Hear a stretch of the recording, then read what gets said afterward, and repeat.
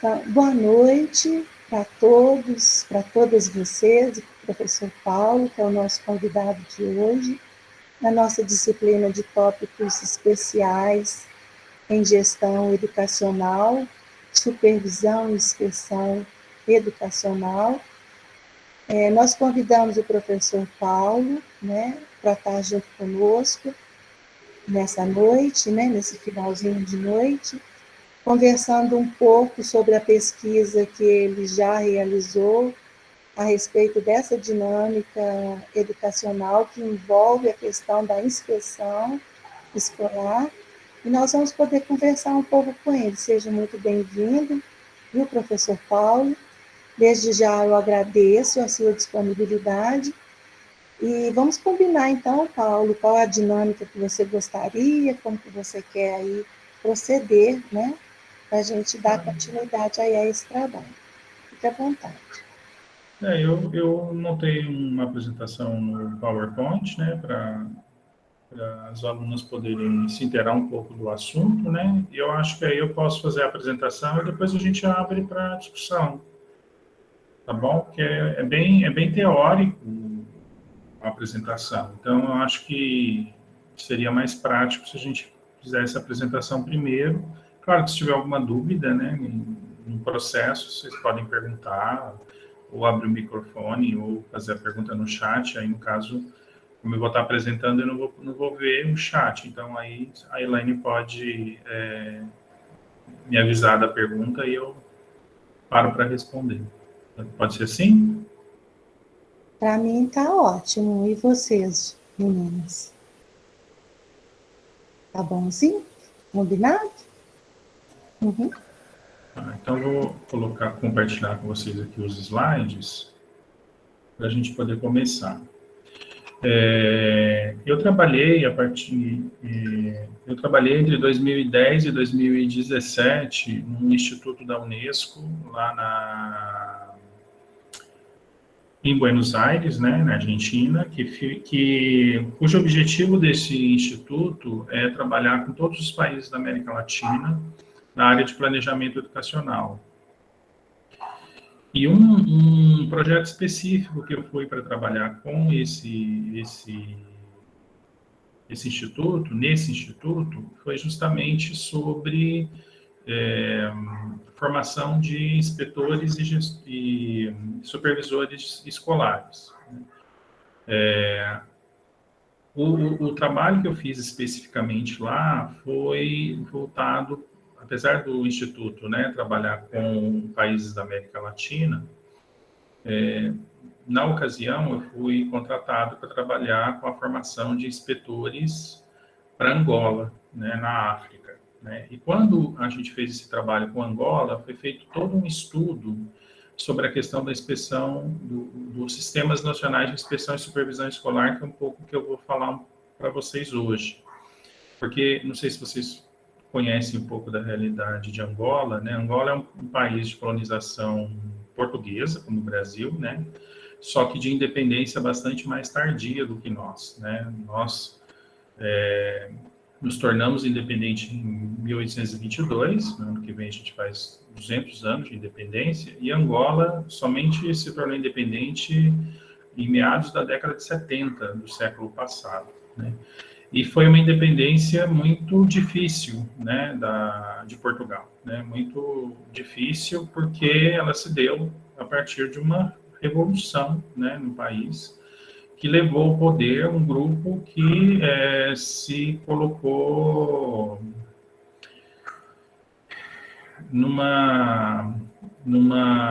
que colocou no poder um governo socialista, um governo comunista com apoio da antiga União Soviética, com apoio de Cuba, no contexto da Guerra Fria entre Estados Unidos e União Soviética.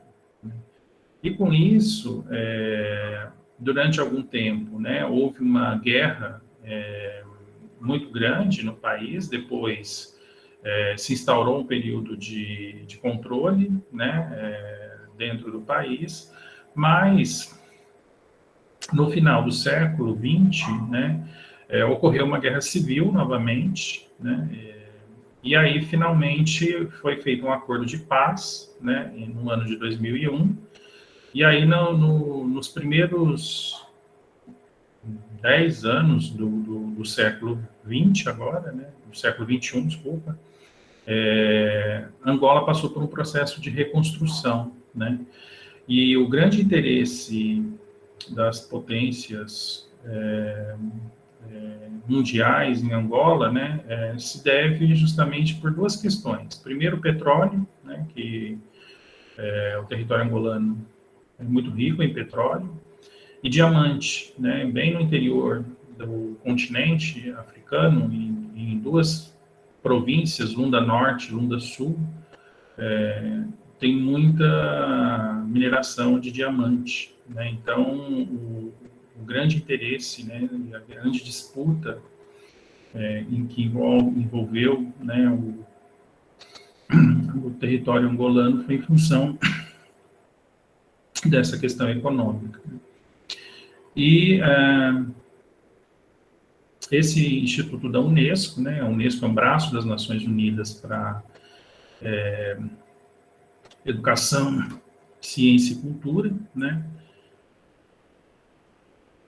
tem esse instituto lá em Buenos Aires, né, obviamente que quem cuida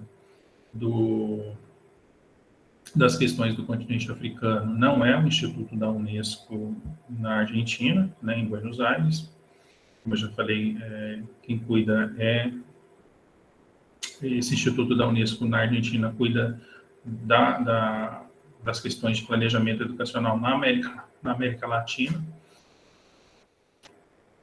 Existe um Instituto Mundial, né, de Planejamento da Unesco, cuja sede fica em Paris, e eles que cuidam dessa questão, né, do continente africano como um todo.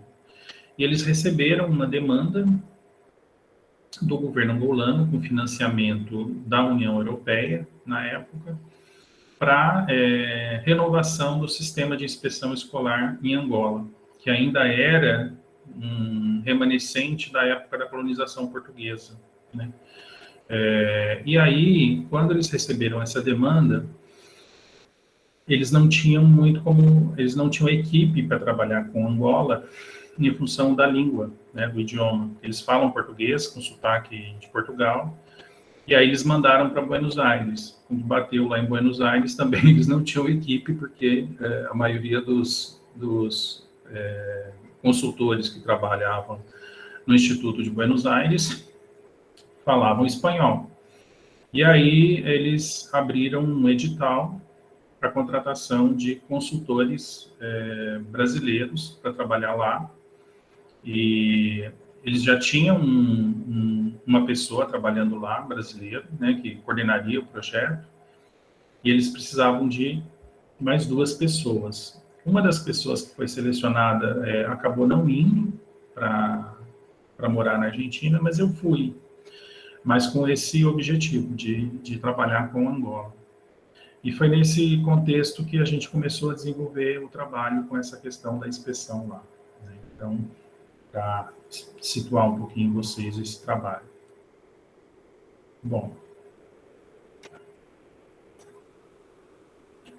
aí, nesse segundo slide, foi... Só um instantinho, você não está apresentando os slides, ele tá só mostrando pequeno. Tem que colocar aí apresentar, né? Isso, apresentar nesse ícone de cima aí, depois de animação, apresentar slide, apresentação do slide. Não está apresentando ainda, não? Não, ele está aparecendo para nós, mas ele está aparecendo pequeno. Aí, isso. Aí, do slide atual. Isso. Agora sim? Continua aparecendo dobrado. Como dobrado? Aparece todos os slides do lado e ele só na tela pequeno. Era para aparecer ele sozinho na tela, né?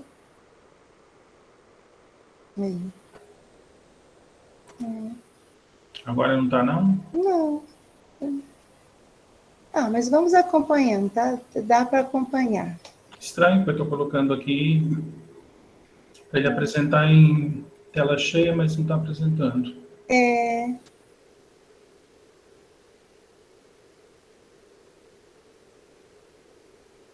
Bom, uhum.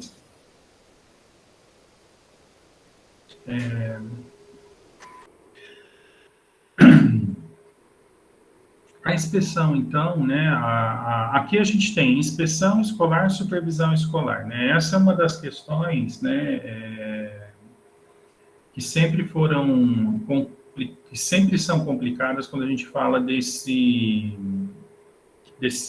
âmbito da gestão educacional, né. Primeiro porque existe uma certa ambiguidade com relação a esses termos, mas aí, um pouquinho adiante, a gente fala sobre isso. A função, né, que a inspeção escolar, né, sempre desempenhou, né, muito cedo nos sistemas de ensino, ela sempre teve muito relacionada ao desenvolvimento desses sistemas de ensino. Então, à medida que as escolas foram se desenvolvendo no sentido de ampliação e de massificação, principalmente a partir do século XIX, né, isso na França, na Inglaterra, surgiu a necessidade de você ter um corpo, né, de inspetores que fizesse o acompanhamento do funcionamento dessas instituições, né, o que fizesse um acompanhamento do trabalho desenvolvido nessas instituições e muitas vezes esse corpo de inspetores também ficava encarregado da avaliação dos estudantes, né? Então, muitas vezes eram aplicados exames no final do ano, através dos quais os alunos eram aprovados ou não. Então, em algumas situações, né, a inspeção cumpria esse papel de controle, fiscalização e avaliação do desempenho dos estudantes nas escolas. Essa função que a inspeção cumpria lá em meados do século XIX, né, ela era basicamente uma função de representação do Estado, então, na criação, fiscalização e controle desses estabelecimentos escolares, né, num contexto de expansão, né, das escolas, né. E por isso que vai surgir uma certa ambiguidade entre os termos de inspeção escolar e supervisão escolar, né? Porque a tendência, né, é a gente relacionar o termo inspeção escolar com a ideia de controle e fiscalização, enquanto o termo supervisão escolar estaria mais vinculado a uma ideia de atividade de assessoria e apoio às escolas, né?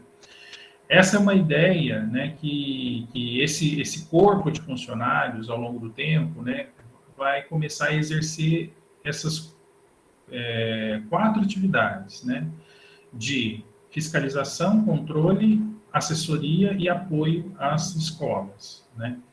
E aí, quando é mais voltado para fiscalização e controle, né, ganha o nome de inspeção, né, ou em alguns países se relaciona mais à ideia de inspeção. E quando é de assessoria e apoio, né, procurou se vincular mais à ideia de supervisão. Bom, esses dois pesquisadores, né, Gabriel Caron e Anton de Grau, eles vão definir, né, inspeção e supervisão, né, como sendo os serviços cuja principal função é controlar, avaliar, assessorar e ou apoiar os diretores e professores, né? Então, são essas quatro atividades básicas, né, que a inspeção escolar ou a supervisão escolar vão estar desempenhando, né? Controle, fiscalização, avaliação, né, assessoria e apoio a diretores e professores de escola. Bom, no século XX, né, quando os sistemas de ensino, principalmente os países europeus, né, já haviam se consolidado e já haviam se expandido de forma bastante ampla, né, Esses sistemas de inspeção escolar também acompanharam esse processo, né, e eles se tornaram muito complexos e intrincados, né, o que também levou a inúmeras críticas ao funcionamento da inspeção escolar, né. E essas críticas, elas se deveram basicamente às condições de trabalho, né, que os inspetores e supervisores tinham, aos conflitos de tarefas, né, porque a mesma pessoa, né, o mesmo funcionário, ele tinha que fazer o acompanhamento administrativo e pedagógico, né, e geralmente o acompanhamento administrativo, ele estava vinculado a uma função de controle e fiscalização, enquanto que o pedagógico estava voltado mais para assessoria e apoio, né. Então, essas duas atividades, né, que eram realizadas por um mesmo funcionário, né, acabavam gerando conflito entre as tarefas que o inspetor ou que o supervisor tinham que desenvolver.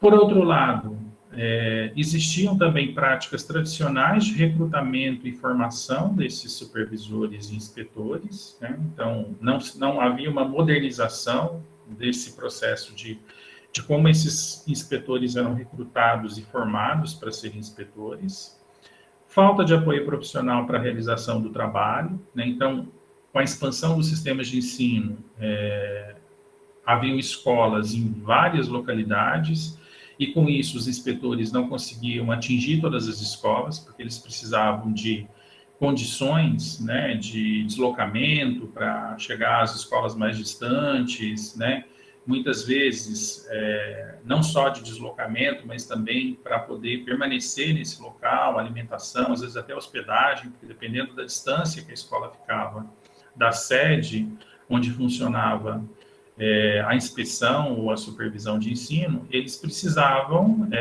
pernoitar, né? Não daria para ir num dia e voltar no outro, né? Então, faltava recursos, né, para essas condições de realização do trabalho, né? Além disso, havia uma ausência de um processo de retorno, retroalimentação para os professores e diretores. Então, muitas vezes, os supervisores iam, faziam um trabalho de assessoria, né, davam algumas orientações para as escolas, mas depois não conseguiam retornar dentro de um determinado prazo, né, para continuar esse processo, que precisava ser retroalimentado, então estagnava, né? Então ficavam visitas muito pontuais e muito a longo prazo, né?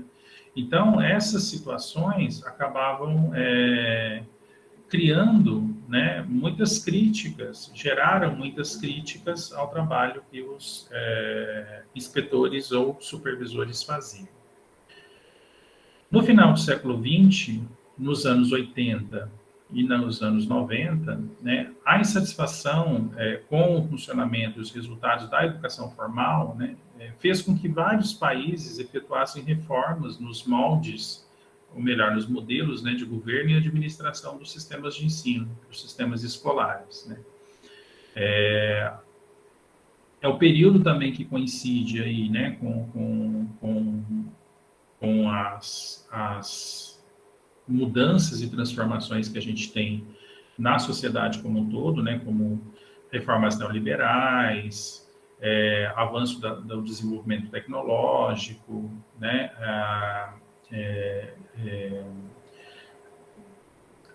as grandes conferências de educação começam aí no início da década de 90 com a conferência de Jomtien, né?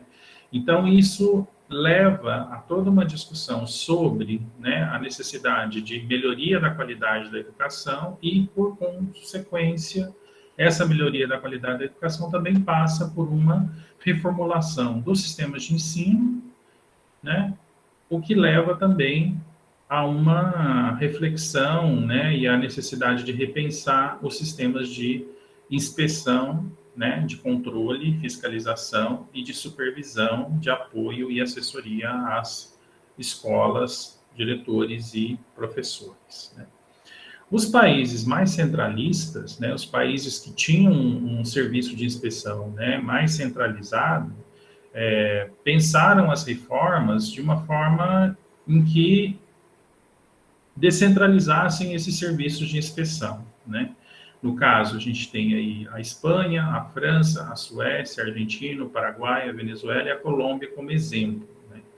Então, eram países que antes você tinha uma inspeção nacional, né, que procurava atingir todas as escolas do país, né?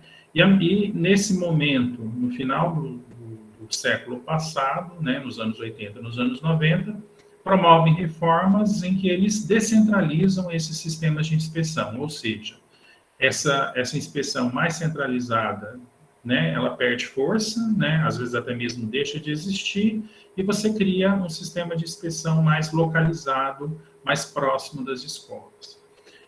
E o contrário também acontece, ou seja, em países onde a inspeção era mais descentralizada, né, como também não estava resultando, né, os problemas da qualidade do sistema de ensino também estavam sendo identificados, eles fizeram um movimento contrário, eles aumentaram o controle central, né, no caso, os exemplos que a gente tem, o da Inglaterra, do México e de El Salvador.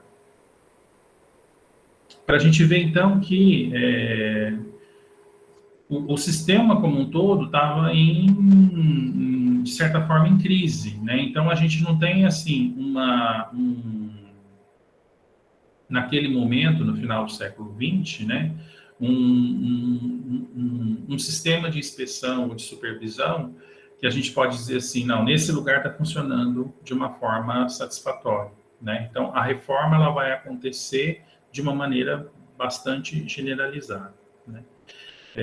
A tendência, né, que vai surgir a partir desse momento, né, é que os países orientem suas reformas no sentido de dar maior autonomia às escolas, né, principalmente no sentido, né, de autonomia para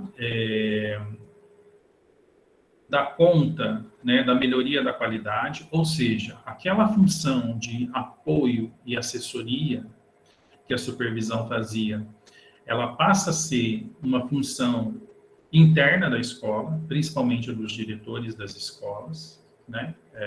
E aí surge em muitos lugares a função da supervisão como um indivíduo interno à escola, né? Como a gente tem os coordenadores pedagógicos ou a supervisão pedagógica hoje em dia dentro das escolas, e deixaram a função de apoio, né? Então, os inspetores deixam a função de apoio, né? E aquela inspeção também que funcionava para controle e fiscalização passa a ser substituída por agências centrais de avaliação. Então, esse final dos anos 80, início da década de 90, né, ele vai marcar também o fortalecimento dos sistemas de avaliação, que vai estar, de alguma maneira, substituindo o papel de controle, né, e fiscalização da inspeção, por um lado, e vai estar dando maior autonomia para as escolas, no sentido da assessoria e do apoio pedagógico aos professores, na função interna dos diretores ou na figura do supervisor que cada escola vai ter, né? Então, essa é uma tendência que vai começar a se tornar muito comum em alguns países, né? A avaliação, então, ela começa a surgir como um forte componente, né, de controle e fiscalização, né, e ela fica restrita ao nível da escola, com a representação dos distintos setores. Então, você tem aí a avaliação que vem por meio de sistemas estandarizados, mas também você tem processos de autoavaliação no interior das escolas, né? E os países que assumem, né, muito essa característica de avaliação mais centralizada na escola, com processos de autoavaliação, a gente tem a Finlândia, a Dinamarca, a Islândia, a Noruega e Malta, né? A exceção de Malta, todos países nórdicos, né, que têm sociedades mais homogêneas, mais preocupadas com a questão da qualidade da educação. Então, você transfere mais para a comunidade o próprio controle de qualidade, né? Esse controle e fiscalização antes feito pela inspeção passa a ser feito diretamente pela própria escola, né? Na figura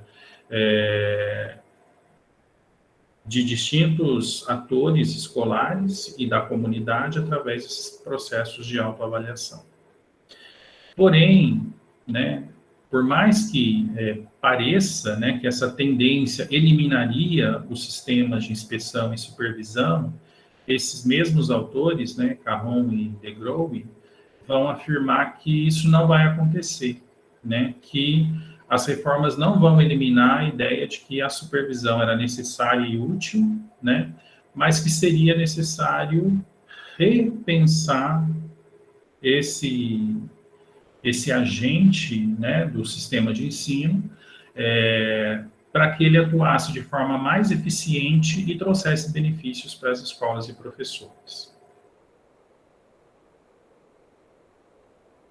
Bom, nessa linha, né, a gente vai ter, então, 3 dimensões, né, que a gente vai poder olhar como que a inspeção e a supervisão vai se caracterizar, né, em cada um dos países do mundo, né? Por quê? Porque a gente sabe que esses modelos, principalmente o modelo mais clássico de inspeção e supervisão, ele vai surgir na Europa, né? Principalmente na França, né? Na França napoleônica, né? Que vai ser um dos objetivos, né, da França napoleônica vai ser a massificação do sistema de ensino. E aí a França cria um sistema de inspeção para fazer esse controle e fiscalização do sistema de ensino francês naquele momento, né? E depois ele vai sendo adotado, né, por outros países europeus e também transplantado para as colônias, né, francesas, britânicas, portuguesas, espanholas, né, à medida que os países vão ficando independentes e vão constituindo seus próprios sistemas de ensino, vão adotando os modelos das suas antigas metrópoles, né? Agora, esses modelos de inspeção e supervisão, eles vão seguir aí algumas dimensões específicas, né? E são essas que eu coloquei em vermelho aí, né? Então, uma primeira dimensão, né, são funções genéricas da inspeção e supervisão escolar em cada país, ou seja, funções genéricas, o que seriam, né? São atividades que a inspeção ou a supervisão fazem, né, ou desenvolvem em qualquer momento ao longo do tempo, em qualquer um dos países do mundo, né, que seria inspeção, controle e fiscalização, né, apoio e orientação, e esse, né, agente, vamos dizer assim, do sistema de ensino, né, faria a ligação entre os níveis da administração e as escolas, né. Essas seriam as funções mais genéricas, né, que o inspetor ou supervisor faria, né. Então, inspecionar as escolas, no sentido de fazer o controle e a fiscalização, apoiar e orientar, que aí vai mais na linha do que eles chamam de supervisão, e fazer a ligação entre os órgãos centrais do sistema de ensino, né, os órgãos da administração do sistema de ensino e as escolas. Se a gente parar para pensar hoje, por exemplo, no que a gente tem hoje aqui em Minas, né, na inspeção, porque ainda mantém-se o nome de inspeção aqui, ainda essas funções estão presentes, né? A superintendência em Campo Belo, por exemplo, né, ela faz a inspeção, o controle e a fiscalização das escolas, né? Ela dá apoio e orientação, né? E ela faz a ligação entre a Secretaria Estadual de Educação, a Regional de Campo Belo e as escolas. Então, essa função genérica ainda está presente ainda hoje, né? E cada uma dessas funções, ela pode ser exercida a partir de outras 2 dimensões, a administrativa e a pedagógica. Então, a administrativa, ela é muito dentro aqui da inspeção, controle e fiscalização, né? Que não a gente não pode olhar a ideia de controle e fiscalização como ela sendo necessariamente ruim, né? é necessário, né, que exista um certo controle e fiscalização por parte das autoridades educacionais para saber se o currículo está sendo cumprido, para saber se as normas, né, estabelecidas estão sendo cumpridas, para saber se os professores que são contratados estão atuando da maneira necessária, né, para saber se a documentação dos estudantes está em dia, a documentação dos professores está em dia. Quer dizer, existe uma série de questões aí que realmente precisam ser acompanhadas, né, para que toda a questão administrativa ou pedagógica da escola esteja em dia. Então, existe também uma fiscalização do pedagógico, né, que é para garantir que esse pedagógico esteja funcionando bem. Existe toda uma fiscalização do administrativo. Então, necessariamente, a gente não pode olhar para uma fiscalização ou para um controle como sendo algo necessariamente ruim, tá certo? E, por outro lado, a ideia do apoio e orientação. Quer dizer, desse inspetor chegar na escola e falar, bom, vocês estão com dificuldade para fazer alguma coisa, como é que a gente pode apoiar e ajudar? Né? Não só no sentido de orientar de como fazer certo, mas também como esse sujeito faz a ligação entre a escola e o sistema de ensino, né, de levar demandas das escolas para o sistema de ensino. Né? Então, ele é o vínculo, ele é o elo de ligação entre a gestão educacional e a gestão escolar. Né? Então, por isso que essa articulação, né, que a inspeção deve fazer é fundamental, né, dentro dessas funções que os autores chamam aí de funções genéricas na inspeção e supervisão. E está presente em todos os países do mundo, seja por herança, né, do exemplo que tomou, do modelo que copiou, enfim, né, seja porque é uma característica importante da inspeção e supervisão escolar. A outra questão é como que é feito o monitoramento, né, desse trabalho desenvolvido pelas escolas, né? E aí existem algumas formas como isso acontece também em cada país do mundo, né? O serviço externo de supervisão, né, que fica nas mãos da autoridade educacional, né? Então aí, através do próprio supervisor, esse monitoramento é feito. A avaliação interna da escola, né? Então é um monitoramento mais autônomo que a própria escola faz, né, de processos de autoavaliação. Ou então exames e avaliações centralizados, né? Então aí através do sistema de provas estandarizadas. Então, esse é uma outra ferramenta de monitoramento que é utilizada. E tipos de responsabilização dos professores, né? Por quê? Por que a gente vai falar de responsabilização, né? Porque assim é um serviço público, né? Porque a gente está falando de inspeção e supervisão da área da educação, né? É um serviço que deve garantir o direito à educação, né? Que deve garantir o direito à educação básica, pelo menos. Principalmente quando a gente fala daquela faixa de educação obrigatória, né? Então, a inspeção ou a supervisão escolar, ela tem essa função prioritária, né, de garantir que esse serviço seja garantido a partir das normas legais e que atenda às necessidades dos estudantes. Por isso também que a inspeção e a supervisão, mais a inspeção, né, no sentido de controle e fiscalização, atua sobre escolas privadas, né? Ela não atua só sobre escolas públicas. O serviço de supervisão, no sentido de apoio e assessoria, sim, ele é muito mais voltado para as escolas públicas. Mas o serviço de controle e fiscalização, não. Ele é tanto para a escola pública quanto para a escola privada.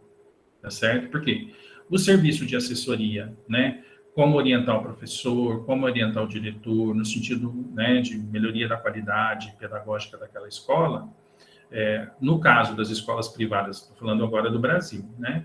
A gente não tem uma obrigatoriedade da lei para isso, né? A obrigatoriedade que o Estado tem é de proporcionar isso para as escolas públicas. Um inspetor de ensino, por exemplo, né, aqui da nossa região, ao visitar uma escola privada, o que ele pode dizer é que aquela escola, né, não está atingindo os objetivos educacionais esperados, né, ou que ela não está alcançando bons resultados. A partir desse controle, dessa fiscalização que está sendo feita, desse monitoramento, olhando os resultados que a escola tem atingido. Agora, não é tarefa desse inspetor, não é função desse inspetor promover apoio e assessoria para que ela pense em como melhorar ou para que ela melhore. Aí a escola privada tem que buscar isso por meios próprios, né? Justamente por ela ser uma instituição não pública, né?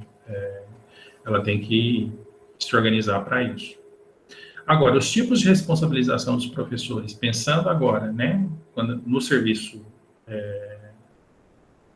educacional mais voltado para a educação pública, né, ela se dá de 3 maneiras, né? O contratual, né, a nível local, pelo diretor da escola, pelo inspetor. Então, o professor é visto como um servidor civil. Então, o que quer dizer isso, né? A responsabilização. O que significa essa responsabilização? Quando o professor, né, não está com o professor ou professora, né, não está cumprindo com a sua função, não está realizando o seu trabalho da forma adequada, ele pode ser demitido, né? Então é isso que ele está dizendo. E quem é que é o responsável por essa demissão, né? O diretor da escola ou o próprio inspetor, que é quem está avaliando o trabalho desse professor, quem é que está fiscalizando, quem é que está controlando o trabalho desse professor, né? Então, por isso que é uma questão contratual.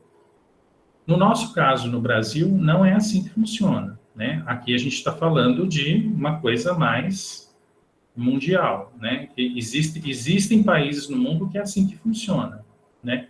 O serviço de inspeção vai lá, avalia, e aquele professor, né, pode ser demitido pelo diretor da escola, ou pode ser demitido pelo inspetor diretamente, tá certo? Ou profissional, ou seja, o professor é responsável por si mesmo ou perante a comunidade profissional e seus códigos de ética, né? Então, nós, enquanto professores, somos responsáveis pelo nosso trabalho e respondemos eticamente a uma comunidade de professores, né?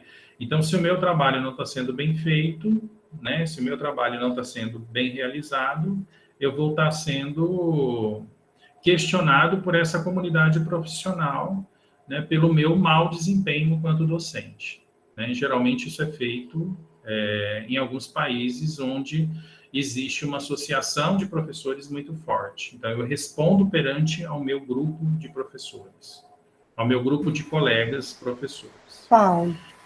Pois não. A Estela levantou a mão. Tá. Deixa eu só concluir esse pedacinho aqui, aí eu respondo a pergunta dela. E na questão, no último tipo de responsabilização, é a pública, que é o caso nosso aqui no Brasil, ou seja, os docentes são vistos como membros de um serviço público e, portanto, responsáveis perante o público e os usuários. Por que o usuário está entre aspas, né? Porque usuários são os cidadãos que usam os usuários são os cidadãos que se matriculam na escola pública, né? Que se matriculam nas escolas dos sistemas de ensino.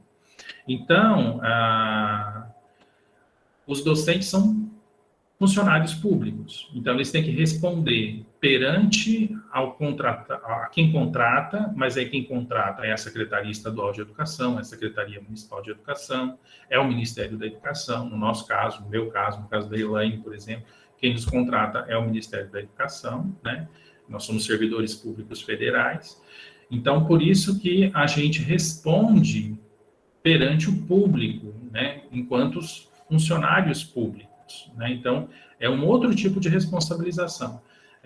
O nosso trabalho, né, ele tem que ser, vamos dizer assim, bem avaliado para responder uma demanda da sociedade para uma educação de qualidade. Certo? Estela? Desculpa, Paulo. Foi meu filho que apertou sem querer. Ah, não, tudo bem. Tranquilo. Então tá. Então vou continuar aqui. Bom, essas três dimensões, né, as funções genéricas que os supervisores exercem em qualquer país do mundo, as ferramentas de monitoramento e os tipos de responsabilização, eles vão caracterizar os 4 modelos de inspeção, né, que a literatura identifica, né, como predominantes no mundo nos últimos anos, né? Então, a gente vai ter o modelo clássico, o modelo de controle central, o modelo de apoio próximo à escola, que é o que eles chamam em inglês de Close to School Support Model, e o modelo de inspeção entre pares. E aí eu vou falar para vocês agora o que é cada um desses modelos. O modelo clássico de inspeção, né, é aquele que a gente já falou, na verdade, né? Aquele modelo de inspeção que detém as funções de apoio, controle, as áreas pedagógicas e administrativas, com cobertura global, escolas e professores submetidos à supervisão. Então, são os modelos adotados na Tanzânia, na França, no Zimbábue, por exemplo. Então, é um modelo... Por que ele é clássico? Né? É um modelo que surgiu lá na França napoleônica, né? Com a expansão dos sistemas de ensino, você tem inspetores nacionais, você tem inspetores regionais ou provinciais, você tem inspetores nas escolas. E aí você tem inspetores que fazem tanto acompanhamento, né, de apoio, quanto acompanhamento de controle nas duas áreas, pedagógicas e administrativas. E fazem uma cobertura global de todas as escolas do sistema de ensino. Certo? Então, é o exemplo clássico, é o modelo clássico de inspeção, e que foi adotado em vários países do mundo. Qual é a debilidade desse modelo clássico? Primeiro, o elevado custo. Por que ele tem um custo elevado? Por quê?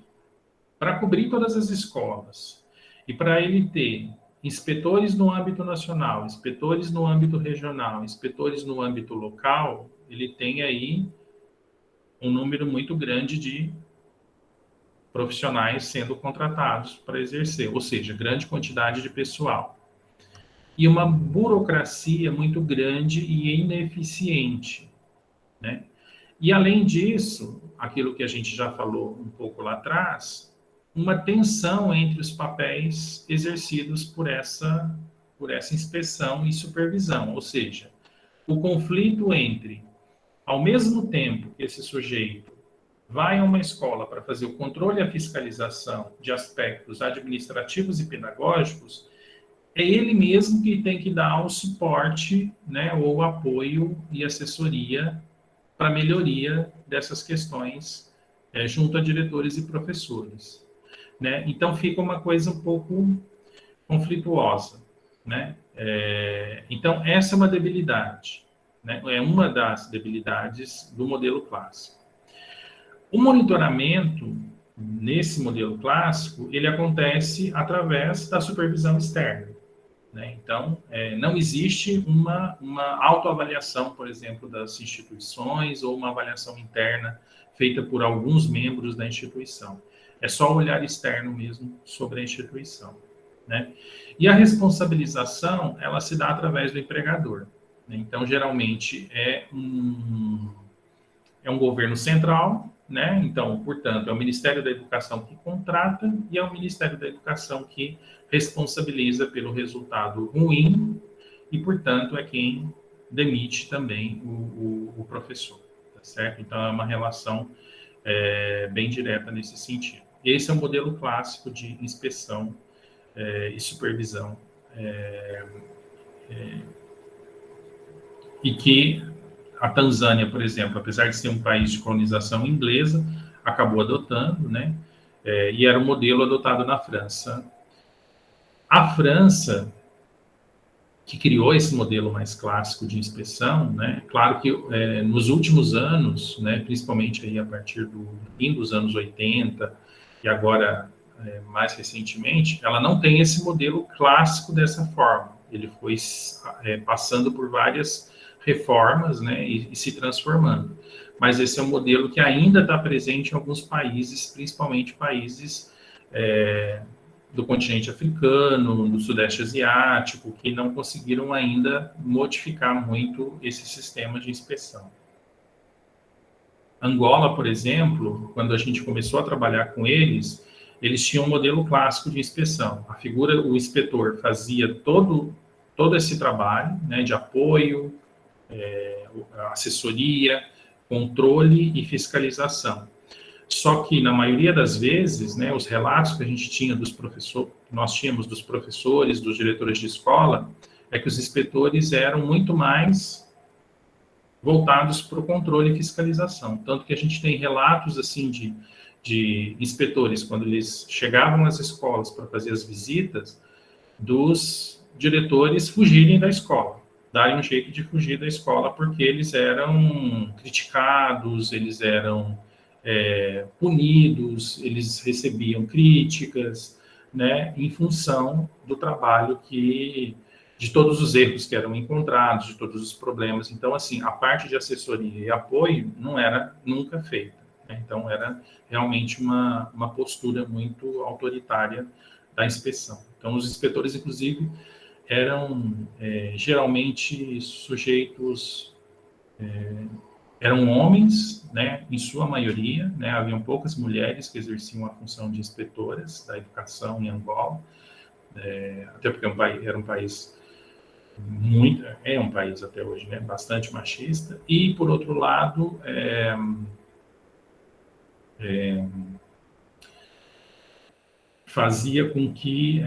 isso fazia com que esses inspetores, quando chegassem às escolas, chegavam com um autoritarismo muito grande, até porque eles vinham representando o Estado angolano, o governo angolano, né? O governo angolano que vinha fiscalizar a escola. Então, os professores tinham muito medo dos inspetores, os diretores tinham muito medo dos inspetores.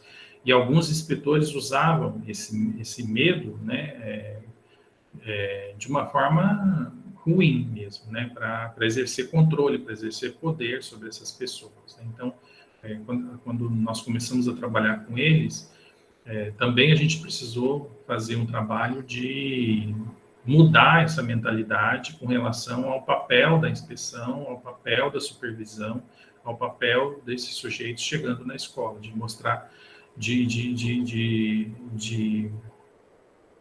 tirar um pouco essa ideia do inspetor que chega para castigar a escola, para punir a escola, para punir o diretor, para punir o professor. Era essa a ideia que estava ali presente na mentalidade das pessoas. O modelo de controle central, né? O modelo de controle central, ele surge de uma crítica a esse modelo clássico, né?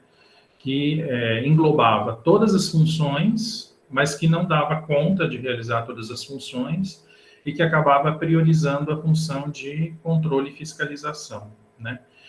Então, o que ele faz, esse modelo de controle central? A primeira coisa que ele faz é separar as duas funções. Então, nós vamos ter agentes diferentes com papéis diferentes. Então, nós vamos ter alguém que vai fazer só controle e fiscalização e alguém que vai fazer apoio e assessoria, tá certo? Então, o modelo de controle central, ele vai separar as funções de apoio e controle em agentes diferentes. O papel passa a ser um agente inspeciona as escolas, cobrindo todos os aspectos de funcionamento, pedagógicos, administrativos e de gestão, mas ele só fiscaliza a parte pedagógica, fiscaliza a parte administrativa e fiscaliza a gestão da escola. E elabora um relatório. E quando ele elabora um relatório, né, ele vai apontar o que a escola está fazendo de adequado e aquilo que a escola não está fazendo de adequado. Então, é uma espécie de auditoria sobre como que aquela escola está funcionando. E esse é o modelo que foi adotado na Inglaterra, no país de Gales e na Nova Zelândia, né?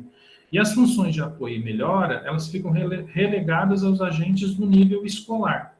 É aquilo que eu já tinha comentado com vocês, que é onde surgem agentes no interior da escola com a responsabilidade de fazer o apoio à melhoria das questões da escola, a melhoria do trabalho pedagógico, apoiar os professores na melhoria da qualidade das atividades de ensino, né? Como, por exemplo, a gente tem, né, os supervisores dentro das escolas, os coordenadores pedagógicos, né?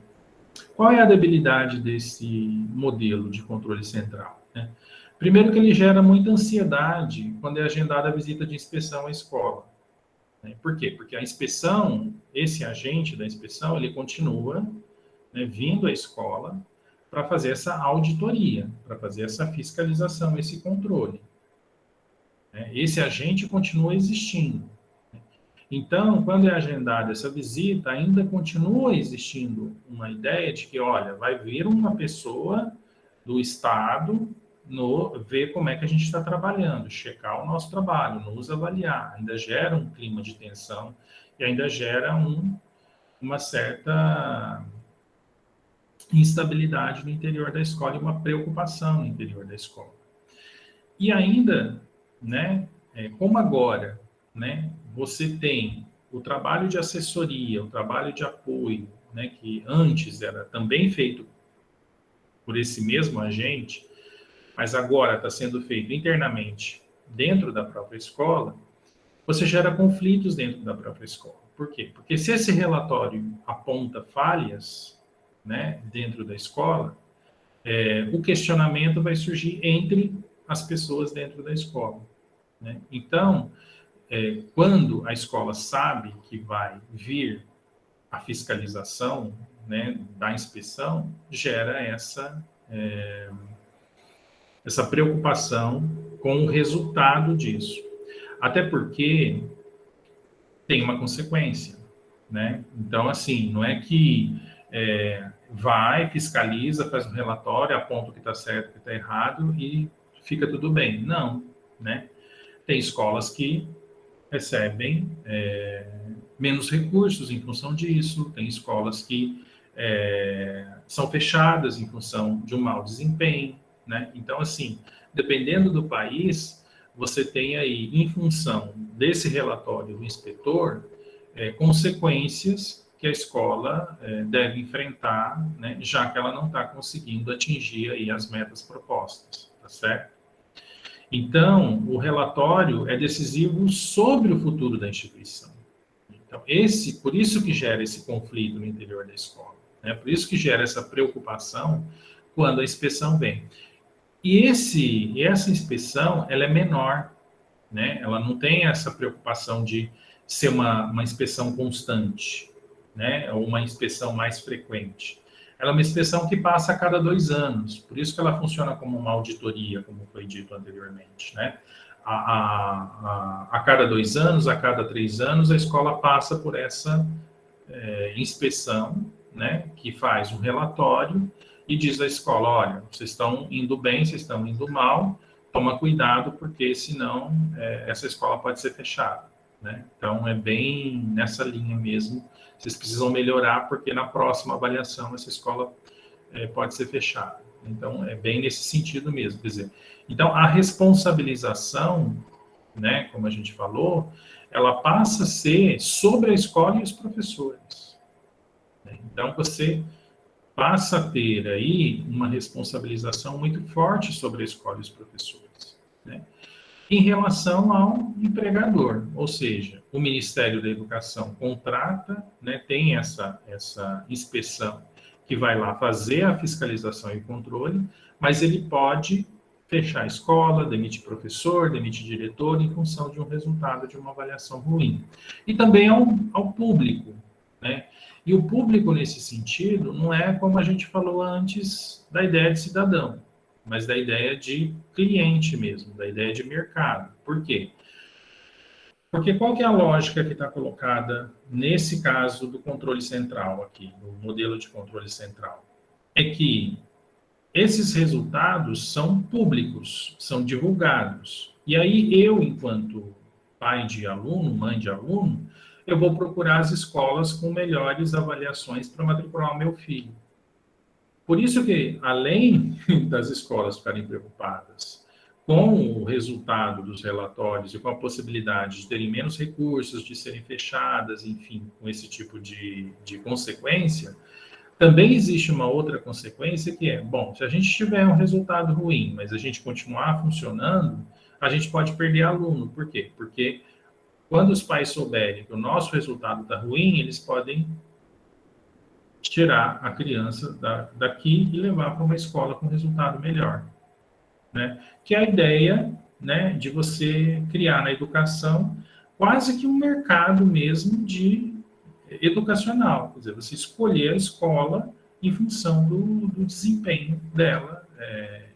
Por isso que a ideia do apoio e da assessoria, ela é colocada internamente, ela passa a ser responsabilidade da escola. A escola tem que ter mecanismos para conseguir melhorar, para conseguir resolver as suas questões, para conseguir solucionar os seus problemas. Não está mais na mão da inspeção. A inspeção só vai lá fazer a avaliação e indicar o que está errado, o que está certo, do ponto de vista administrativo, pedagógico e da gestão da escola.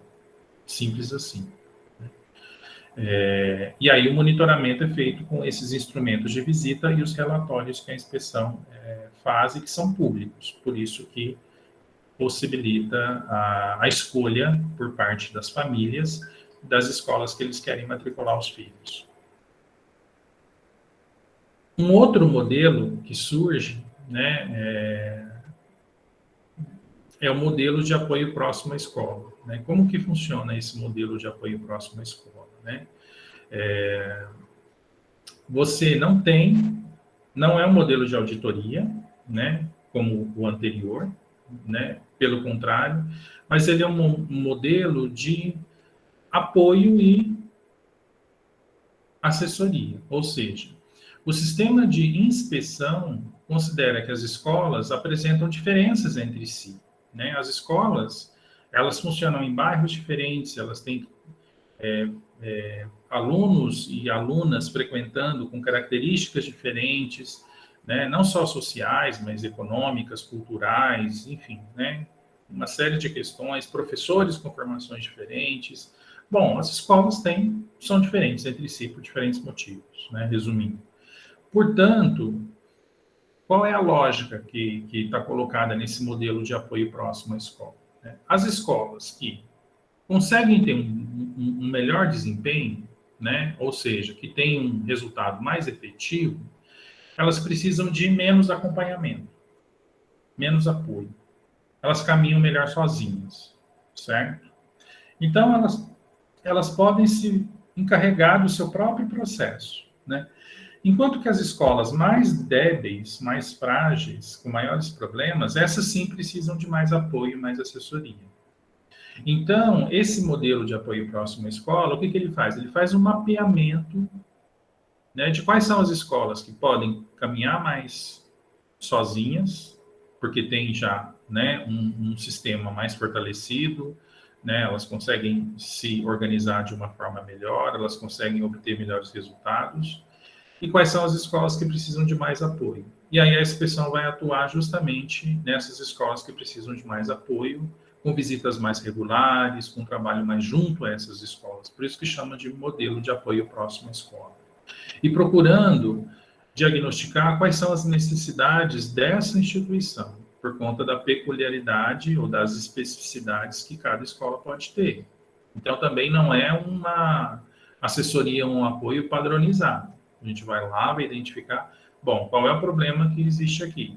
Qual é o apoio que essa escola necessita? E aí faz uma intervenção mais focalizada dentro dessa instituição, tá certo?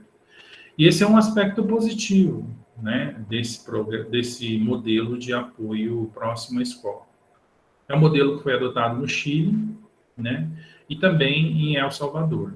Né? Por incrível que pareça, modelo adotado no Chile justamente após a reforma educacional feita no governo de Pinochet. Né? Inclusive porque porque o Chile adota o modelo de voucher, né, em que as escolas viram mercado mesmo e os pais têm que escolher aonde eles vão matricular os filhos através do ranqueamento, né? Então, aí eles criam esse sistema para poder ajudar as escolas mais fragilizadas, né, e dar apoio para elas, para que... porque, assim, num país como o nosso, ou como o Chile, ou como a Argentina, em país que tem uma população grande e são países que a boa parte da população depende da educação pública, não dá para você fechar a escola, como na Inglaterra, por exemplo. Fecha a escola e pronto. Aí a família paga uma escola privada, ou se organiza de outra maneira. Na Nova Zelândia, né? Mas em países como os nossos, da América Latina, você não pode fazer isso. Por quê? Porque aí simplesmente você fecha a escola, vai colocar em qual escola, né? Então você tem que dar esse apoio para a escola. Então começou a ser criado esse tipo de sistema de supervisão focalizada, procurando dar apoio a essas escolas. Porém, né, qual é a debilidade? Né? Não é um modelo perfeito. Né? A debilidade é que, justamente pelo fato das escolas terem especificidades, uma escola que hoje pode estar indo bem, ela pode decair. Né? As escolas não são perenes, né? Elas têm uma determinada dinâmica. Né? Então, esse sistema, como ele é focalizado, ele não atende a todas as escolas. Então, ele não consegue atender a tudo que é necessário e, portanto, uma escola, um determinado momento, pode decair e necessitar de acompanhamento. Então, você precisa também de ter uma certa expansão, né? Além disso, né, como é que você identifica quais são as escolas que precisam de atendimento ou não precisam de atendimento? Para isso, você precisa de uma base de informação muito bem elaborada. Né? Você precisa de informações muito sólidas e confiáveis para fazer isso. Né? Então, às vezes, você não tem esse sistema. Caso de El Salvador, por exemplo. Né? O Chile até que tinha um sistema relativamente razoável para isso, mas El Salvador nem tanto. Né? A outra questão é que também exige mudança de cultura na relação com a ideia de supervisão. Né? Quer dizer, quando você tem um sistema anterior que está acostumado com a ideia da supervisão, de controle, fiscalização, e você muda para uma ideia totalmente oposta, de uma supervisão que vai fazer apoio e orientação, você precisa que os supervisores mudem de mentalidade e as escolas também. Né? Que todos mudem a concepção, que todos mudem o paradigma de funcionamento da supervisão. Então, não é um processo simples e fácil de acontecer. Né? Então, essas são debilidades importantes. E outra coisa, né? Um supervisor que já está atuando no sistema de ensino, ou inspetor, como queiram chamar, né? Que já está atuando no sistema de ensino, com foco numa inspeção mais voltada para o controle e fiscalização, você muda de modelo para um foco de apoio e assessoria, ele não tem perfil para fazer apoio e assessoria, muitas vezes. Né? Por quê? Porque para você fazer apoio e assessoria, você precisa de um profissional com outro tipo de formação, com outro tipo de perfil. Inclusive, dependendo da necessidade da escola, você precisa de outro tipo de profissional. Não daquele supervisor que já está ocupando aquele cargo público ali, contratado, há não sei quanto tempo. Então, você precisa ter outro tipo de pessoa, outro tipo de profissional para ir lá apoiar aquela escola. É quase, quando a gente fala, né, do modelo anterior, do modelo de controle central, que a inspeção vira quase uma auditoria, nesse caso aqui, a supervisão, que vira apoio às escolas, né, apoio e assessoria, vira quase uma consultoria, né? Ou seja, na escola A, eu posso precisar de alguém com capacidade para orientar a escola a questões sobre como melhorar questões relativas ao clima escolar, ou então a escola com relação aprendizagem em determinadas áreas do currículo. Na outra escola, o problema pode ser outro. E aí eu preciso ter inspetores ou supervisores com formação para dar esse tipo de apoio e assessoria. E eu tenho? Não. Né? Então, essa é uma debilidade grande. Né? Como é que eu vou ter esse hall de pessoas, né, com essas formações para poder atender as debilidades ou as fragilidades que as escolas que estão necessitando desses apoios, dessas assessorias, exigem, né? Então, você tem aí uma fragilidade nesse modelo também, né? Quer dizer, você precisaria ter uma outra forma de contratação de profissionais para atuar junto a essas escolas, né? E muitas vezes você já tem um corpo de inspeção que é de funcionários concursados públicos e que você não pode simplesmente se desfazer deles da noite para o dia e contratar outras pessoas para fazerem isso, né? E o monitoramento, né? Como é que acontece? Através das avaliações, né? Que geralmente as avaliações estandarizadas. No Chile, né, eles implantam um sistema de avaliação, né, muito forte, que é o SINCE, né? Que dá os resultados da avaliação, né, e através desses resultados de avaliação é que eles vão identificando se a escola é frágil ou não é frágil, se a escola precisa de apoio ou não precisa de apoio. E a responsabilização é uma mescla entre contratual e profissional, né?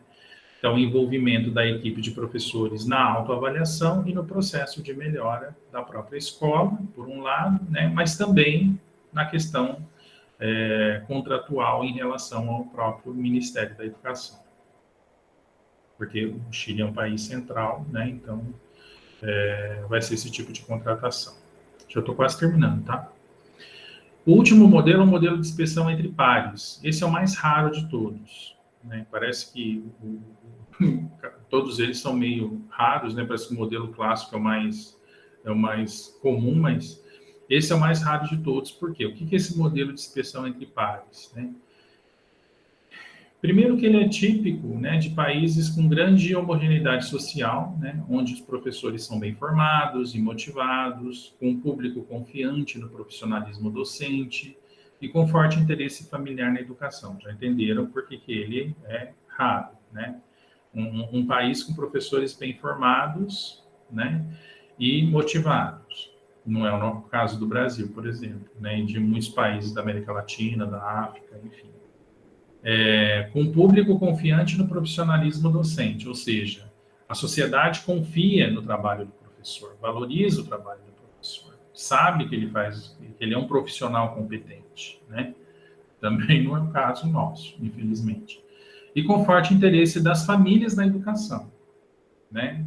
Também não é o nosso caso, né? Quer dizer, a gente sempre houve muita reclamação, né, inclusive das escolas, dos professores, com relação ao envolvimento das famílias com a aprendizagem dos alunos. Né? Que país é esse? Está lá em vermelhinho, Finlândia, né? Essas características da sociedade fazem com que não se sinta a necessidade de um sistema de inspeção e supervisão formal. Então, você não precisa ter um controle externo, você não precisa ter um sujeito que vai lá fazer auditoria na escola. Você não precisa ter um sujeito que vai lá dar assessoria nem dar apoio para a escola, né? A escola se autorregula, né? Ela mesma faz a sua inspeção, ela mesma faz o seu apoio, né? Tudo isso é feito internamente, né?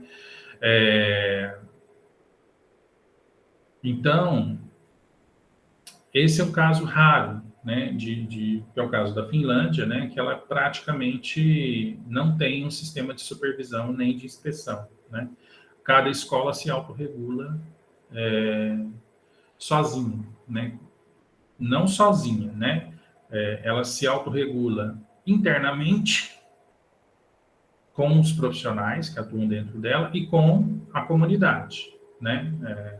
Pais, a comunidade do entorno. Então, por isso que tem essas características aqui que a gente falou, por exemplo. O interesse dos pais é tão grande que eles fazem o controle e a fiscalização do funcionamento da escola, né?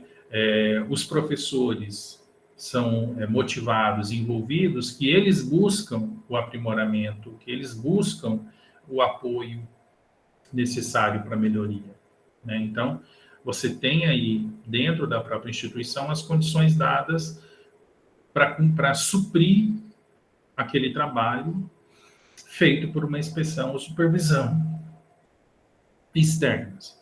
Qual é a debilidade? Existe uma pressão sobre as escolas. Em que sentido? O que acontece com as escolas mais frágeis? Né? Quer dizer, mesmo nesse caso, você pode ter escolas mais frágeis que sozinhas não consigam reverter algum tipo de situação, né? E aí elas também não vão ter apoio do sistema de ensino. Por quê? Porque você considera como norma geral que as escolas se autorregulem, né? Então, se não existe esse apoio, né, as escolas mais frágeis ficam um pouco relegadas. Precisa de um sistema forte de avaliação nacional, né? Então, quer dizer, não é que não existe nenhum tipo de regulação por parte do Estado Nacional. Existe uma avaliação nacional muito forte, né? E não é à toa que a Finlândia é um país, né, que tem excelentes resultados no PISA, né? Porque a cobrança é muito forte, por isso que existe essa pressão sobre as escolas. Então, não, o modelo de inspeção entre pares também não é essa maravilha toda, né? Ele é um modelo que funciona, no caso finlandês, mas ele é muito,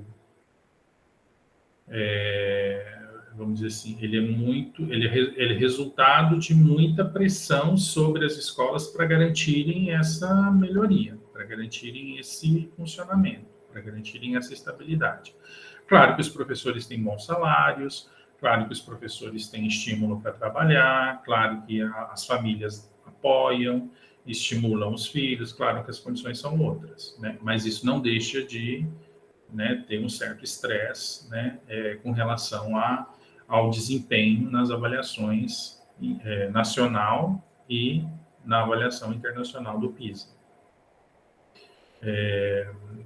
O monitoramento, então, é feito por um sistema nacional forte, sistema centralizado de indicadores, e a responsabilização é uma mistura entre a própria cobrança entre os profissionais, né, da própria escola e pública, né? Então, é o que eles chamam de associativismo, né? Então, essa participação da família, por exemplo, né, esse envolvimento da família, né, esse interesse da família pela educação, ela não deixa de ser uma responsabilização dos professores pela qualidade, né?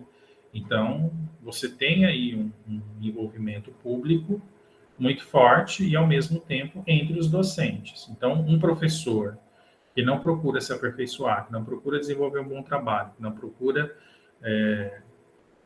cumprir com a sua função da melhor maneira possível, que não procura pedir ajuda, por exemplo, também quando ele tem alguma dificuldade,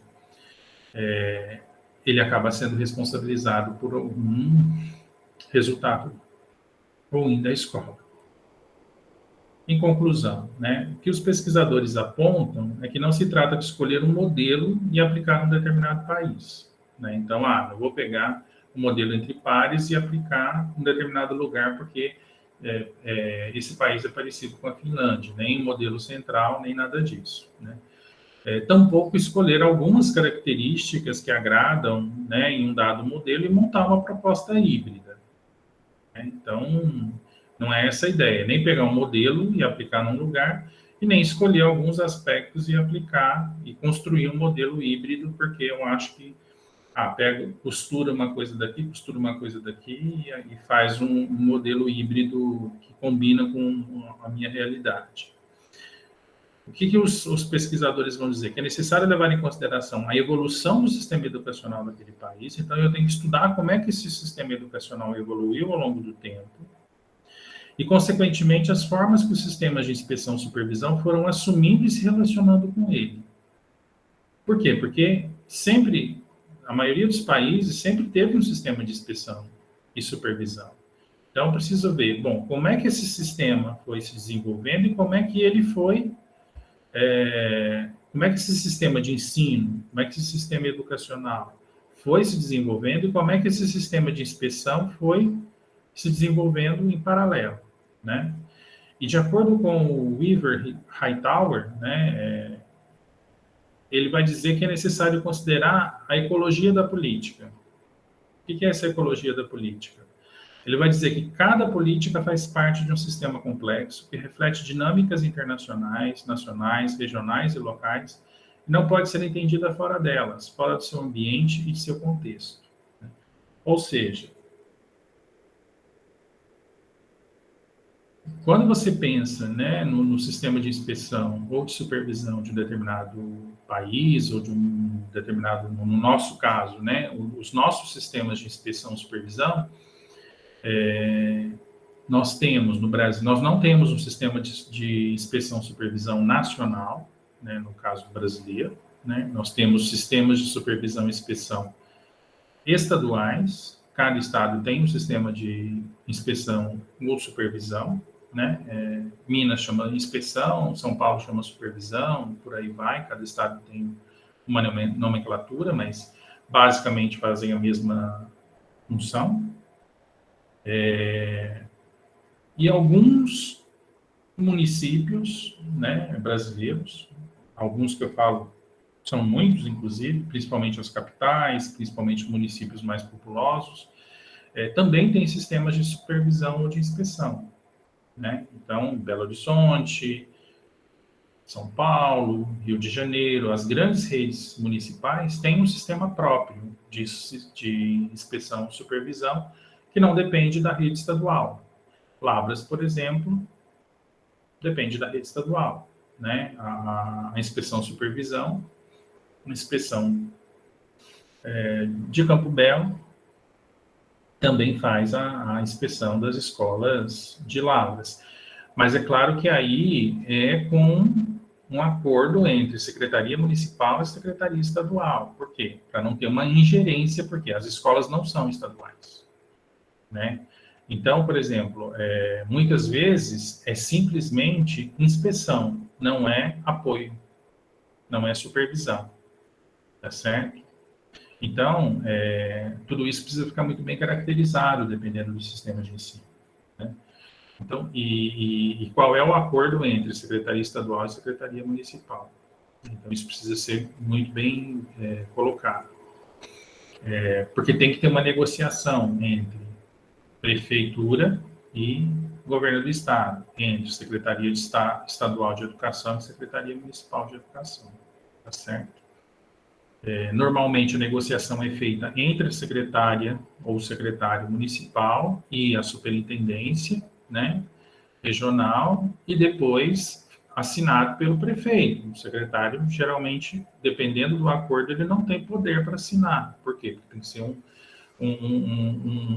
uma assinatura entre membros do executivo, né, por conta da autonomia entre os entes federados. Então, é muito complicado, no caso do Brasil, quando a gente pensa nessa questão desses serviços, né? Quando a rede municipal não tem um serviço próprio de inspeção, por não ter condições de ter. Por quê? Porque ela tem um custo, a inspeção tem um custo, né?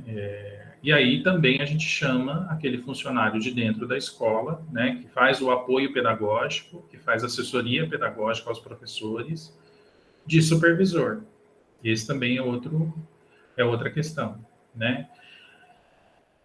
E o outro dilema que a gente tem no caso do Brasil, já para terminar, é a questão de que tanto o inspetor quanto o supervisor, ele deveria, né, ser um agente do Estado, mas muitas vezes ele é um agente do governo. Apesar dele ser um profissional concursado no serviço público, ele é um agente implementador das políticas do governo do momento, e não um agente implementador das políticas do Estado. Qual que é a diferença disso, né? Por quê? Porque o inspetor, por exemplo, ou a inspetora, né, ele vai implementar as políticas do governo Zema. Mas ele não deveria implementar as políticas do governo Zema, ele deveria implementar as políticas do Estado de Minas Gerais. E não a política do governo Zema, porque o governo Zema é uma coisa, a política educacional de Minas Gerais tem que ser outra coisa, né? Então, como é que concilia essas duas coisas?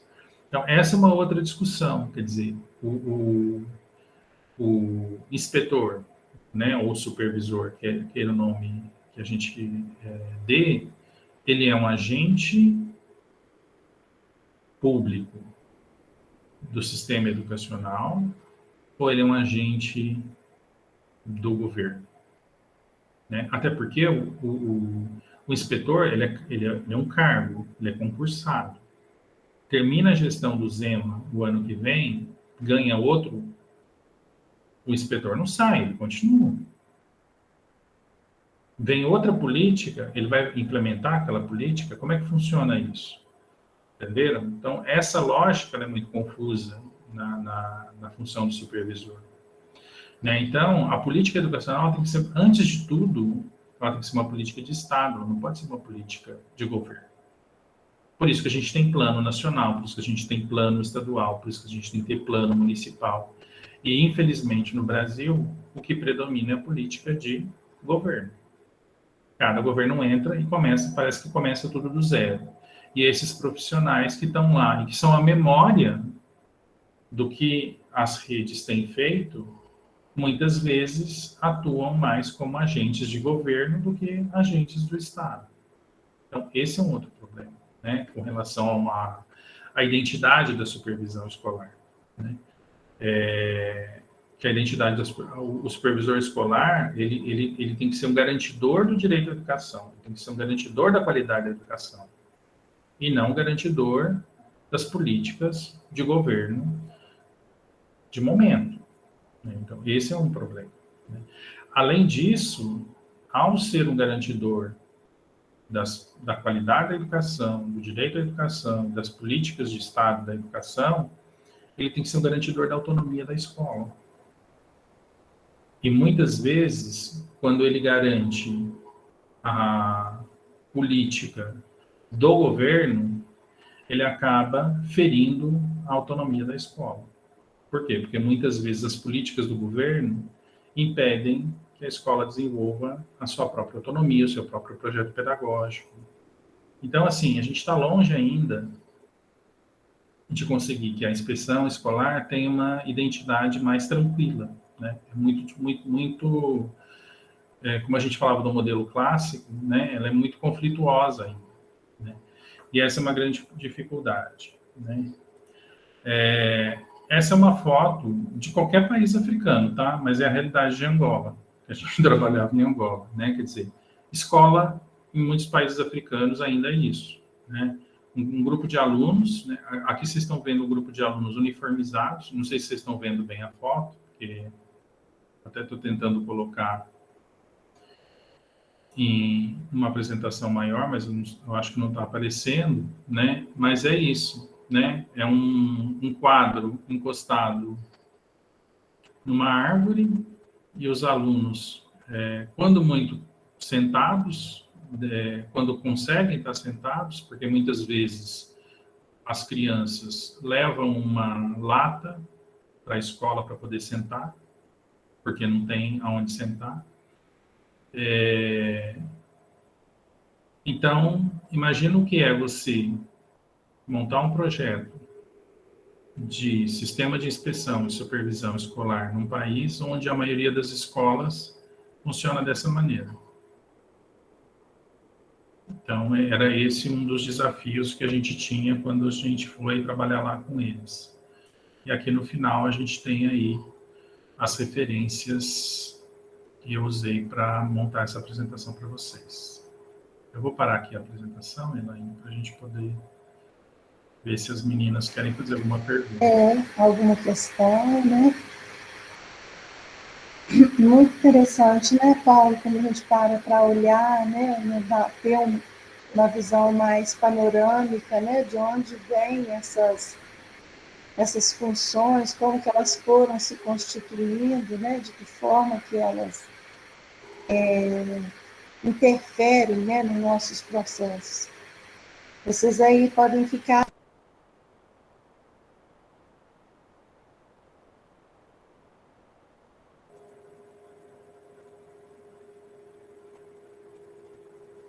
Acho que você desligou o áudio, Elaine.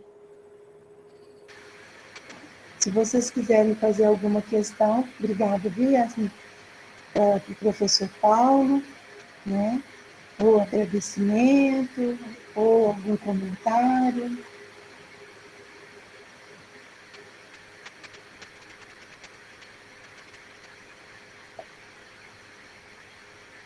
Enquanto vocês vão aí Bom, pensando, né? vou abrir as falas, então. Boa noite, Tá. Elaine. Boa noite, tudo bem, Boa Michel? noite, Paulo. Tudo bom? Boa noite, Michele, tudo bem? Bom, primeiro agradecer, Paulo, sua disposição e disponibilidade, né, para essa segunda-feira. Segundas têm sido intensas esse semestre. E aí, queria, dentro da saber, né, da tua perspectiva e da tua apresentação, como é que você enxerga a inspeção, a supervisão, esse trabalho fundamental dentro do espaço educativo, nesses diferentes países que você passou e pôde atuar, o que você acha que você traria, se você tivesse a oportunidade de ocupar uma vaga num governo, o que você gostaria de implementar de outros países que você acha que agregaria assim, no Brasil?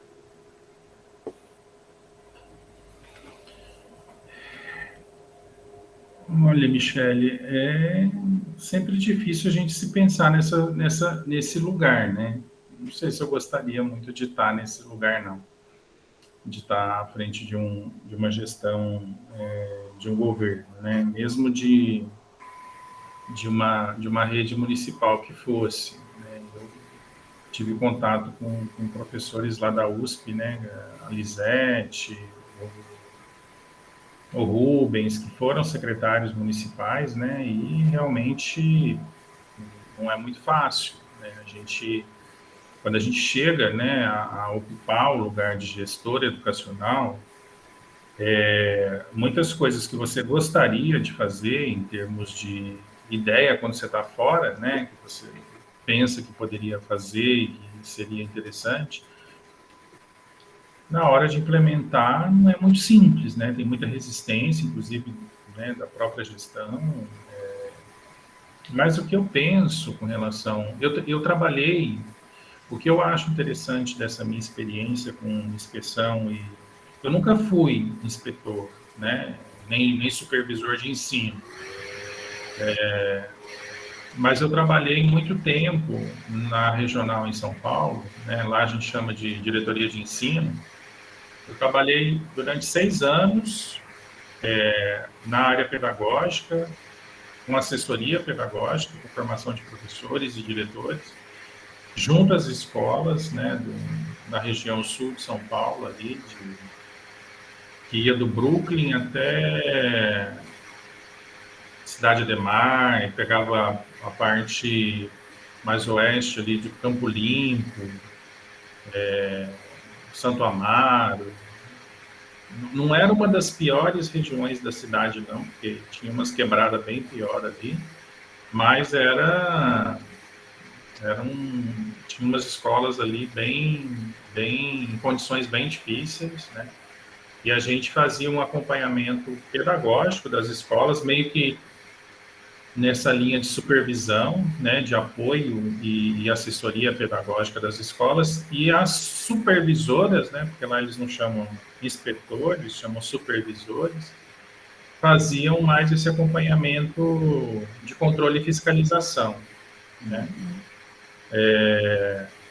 O que eu acho, né, que se eu pudesse dar uma ideia, né, assim, sobre como fazer esse trabalho, né, de articulação entre o nível mais central com as escolas, né, ou nível intermediário como uma regional com as escolas, eu separaria as funções, né? Porque por essa experiência que eu tive, né, de fazer um trabalho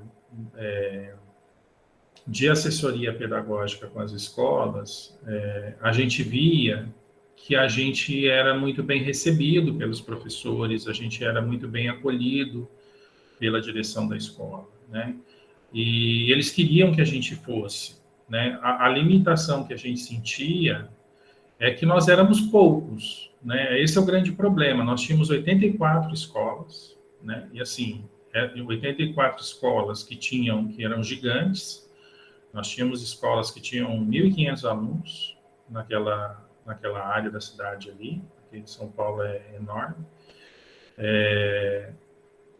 Então, assim, a nossa atuação era muito restrita, e nós éramos 10 professores, né, trabalhando na assessoria ali, que na época chamava Oficina Pedagógica, e nós éramos 10, um de cada área do currículo. Só tinham, acho que, 2 de língua portuguesa, 2 de matemática, e o resto era um para cada disciplina do currículo. E acho que tinha um de educação física e um que era de educação física, mas ele cuidava de um projeto de final de semana. Então, nós éramos muito poucos. Então, para a gente ir em todas as escolas, 84 escolas, a gente não conseguia. Era bem esse problema que eu mencionei aqui de você ia, para você conseguir voltar numa escola, passava 5 meses. Então, assim, você não conseguia acompanhar, né? Então, acho que era necessário a gente ter um número maior de pessoas dando essa assessoria, né? Agora, é óbvio, esse trabalho de inspeção, mais de fiscalização, controle, né? Ele pode ser... Aí sim, você pode ter uma equipe menor, né? Porque ele é um trabalho mais pontual, né? Eu acho que não precisa ser uma coisa a cada 2 anos, como alguns países fazem. Eu acho que pode ser uma coisa um pouco mais rotineira, mas o trabalho de apoio e assessoria às escolas, que seria o que eles chamam mais de supervisão, né, precisaria ser mais frequente, né, mais frequente, e por isso você precisaria ter um número maior de pessoas, né. Agora, como equacionar isso, né? Quer dizer, ter essa assessoria externa à escola, visitando e acompanhando as escolas, ou ter essa assessoria interna às escolas, né? A gente tinha a figura do coordenador pedagógico dentro das escolas, né? Que seria o supervisor aqui da rede estadual e municipal aqui de Minas, né? Municipal de Lavras. Mas... também não dá conta, né? Porque como é que a gente tinha, por exemplo, no caso, supervisores, né, ou coordenadores pedagógicos de escolas de anos iniciais, que você até tem aí, né, um grupo de professores com a mesma formação, né, em pedagogia e trabalhando com questões muito parecidas, né, de alfabetização matemática, né, de alfabetização cartográfica, né, de desenvolvimento de noções de tempo, de espaço, né, quer dizer, de movimento, enfim, de questões muito mais comuns à formação ali do coordenador, né, que também tinha uma formação em pedagogia. Enquanto que quando você vai para escolas de Fundamental 2, ensino médio, às vezes você tem um coordenador pedagógico que a formação dele é em língua portuguesa, mas como é que ele dá assessoria pedagógica para o professor de química, por exemplo, né? Então, é um outro desafio, né? Então, eu acho que tem que ter uma assessoria consorciada aí, né? Uma supervisão externa, né, mais, vamos dizer assim, voltada para processos de formação continuada mais gerais, né, talvez com formações mais amplas para os professores das escolas, talvez mais no formato de cursos ou de oficinas, e um trabalho mais pontual no interior das escolas, mas você precisaria também ter dentro das escolas equipes um pouquinho mais diversificadas, principalmente nas escolas onde você tem professores especialistas atuando.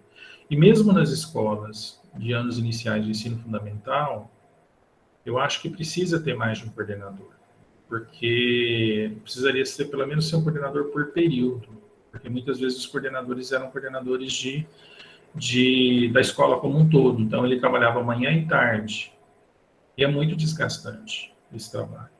Agora, tudo isso impacta onde? Impacta na folha de pagamento, né? Porque é contratação de pessoal, né? E a gente sabe que boa parte dos recursos em educação vão na folha de pagamento, né? Então, e você tem também, né, dentro da gestão, não só educacional, mas dentro da gestão pública, né, um teto para gastar com contratação de pessoal. E você não contrata pessoal só para educação, você contrata pessoal para educação, para saúde, para todos os setores, né? Então, a gente tem aí uma situação complicada, né? Então, assim, é muito fácil pensar em estratégias, né? Porém, quando elas implicam em contratação, quando elas implicam em equipes maiores, quando elas implicam nesse tipo de solução, elas esbarram justamente nessa questão ou legal ou orçamentária, né? Que muitas vezes a gente que trabalha com política educacional compreende, mas às vezes tem muitos colegas nossos que trabalham com questões muito da prática pedagógica e tudo mais, que não se atentam para isso, né? Quer dizer, que acham que é só questão de vontade política também, né? Não estou aqui defendendo os políticos, não, mas que tem muitas situações que esbarram nessas questões mesmo, né? E não é só que ele chegar lá e sentar na cadeira e achar que faz, que não é tão simples assim, né? Então, assim,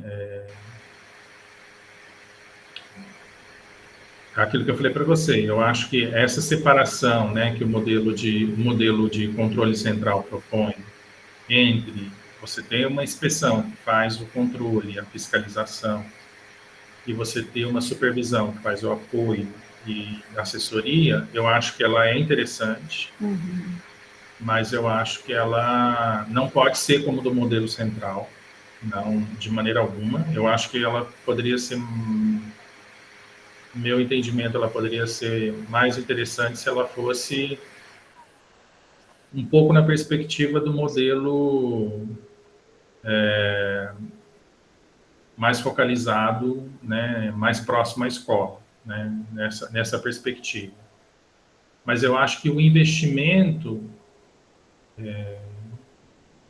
tem que ser voltado para a escola, né? A escola tem que se voltar para a sua própria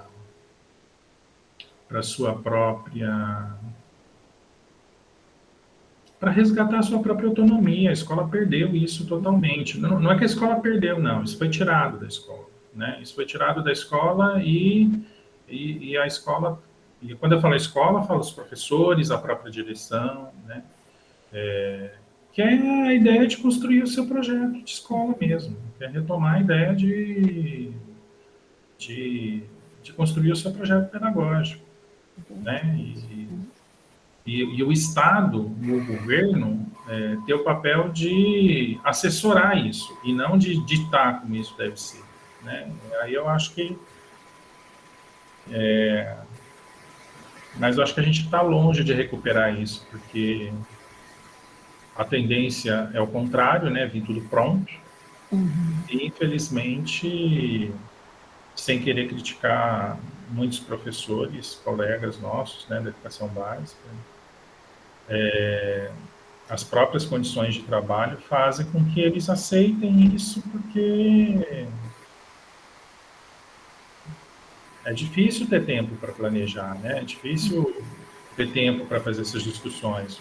Não é que o sujeito que trabalha em 2, 3 escolas vai conseguir construir um projeto de uma, né?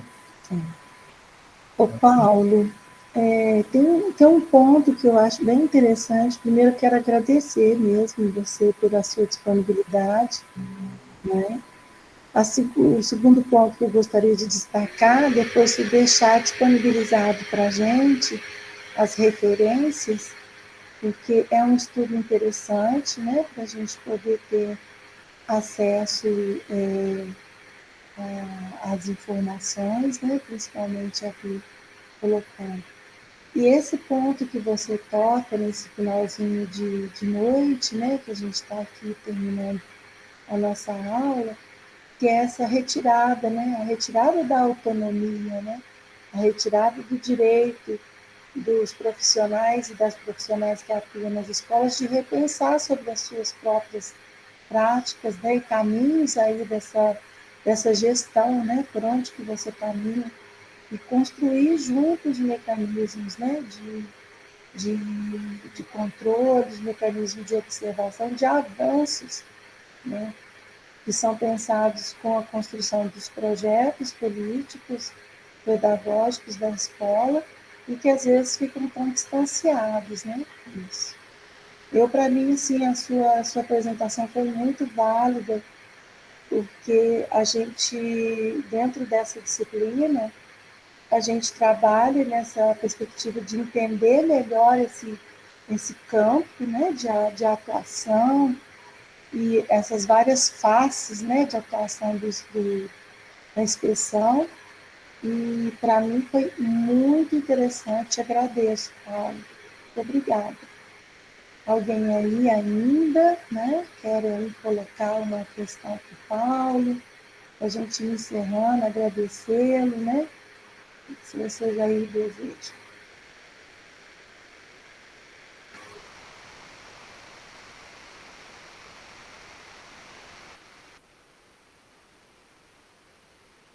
Não, pessoal, é isso, né? Eu acho que é um tema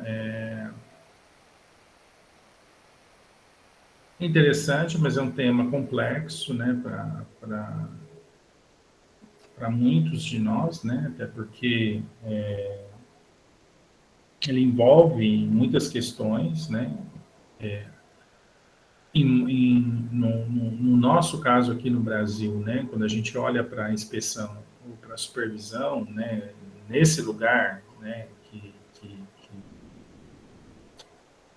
que eles ocupam, né, ou elas ocupam, é o topo da carreira do magistério, né, que é cargo, né, então, assim, algumas redes municipais, principalmente, pagam muito bem, né, para essas.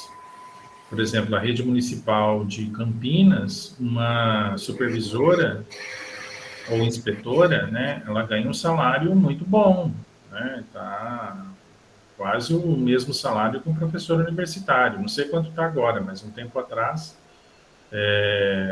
era quase o mesmo valor de um professor universitário, né? Então, assim, um professor universitário de uma universidade pública, né? Então, é um trabalho, não são muitos, né, geralmente, também, mas é um trabalho que, se quem tiver interesse, né, pode correr atrás, aí, se deseja, né, ir por esse caminho, né. E não acredito que seja um trabalho que desapareça das funções aí do magistério, né. E em termos de pesquisa, né, tem muitas coisas a serem pesquisadas em torno dessa questão, né, tanto aqui no Brasil como também fora do Brasil, né. Tem muitos estudos comparados sobre a inspeção, supervisão em diferentes países, como é que funciona, né, a mesma parte normativa, a parte da legislação, né, o papel desses supervisores, desses inspetores como agentes de Estado, agentes de governo, né, toda essa problematização, né. Então, é uma área interessante da gestão, né, e que tem uma interface muito boa com a questão da política educacional também. Mas é isso. Acho que trouxe um pouquinho para vocês dessa questão aí, muito teórica, né, também, mas é um pouco dos fundamentos dessa discussão, né? E aqui no Brasil a gente tem uma produção também muito grande sobre isso, né? Sobre essa questão da inspeção e da supervisão. Tem muitos estudos sobre isso e principalmente dessa mudança, né? Do papel da supervisão, da inspeção escolar, né? Junto às escolas, né? Mais de assessoria, mais de um trabalho de acompanhamento, de apoio e não de punição, de fiscalização e de controle, por mais que ele ainda aconteça e seja necessário, de certa forma. Tá bom? É isso. Então, agradeço. Depois eu mando para você, Elaine, Tá. a apresentação, e no final da apresentação tem aí as referências. Isso. Eu agradeço você, Paulo. Então, boa noite, muito obrigada. Boa noite para todas vocês, para todos. O Juan, né, que está aí junto com a gente. E até uma próxima oportunidade, né, gente? Até. Boa noite. Boa Até. noite. Obrigada, Elaine. Obrigada, Paulo. Tchau, obrigado a vocês, meninas. Tchau, boa noite.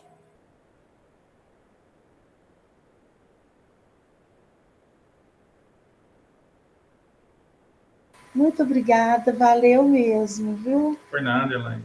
Eu ainda vou me inteirar da reunião ainda, que eu não tive condições de acompanhar, que eu estava na estrada. Ah, sim, mas... Deixa eu desligar aqui, deixa eu desligar a gravação. A gravação, né? Deixa eu desligar.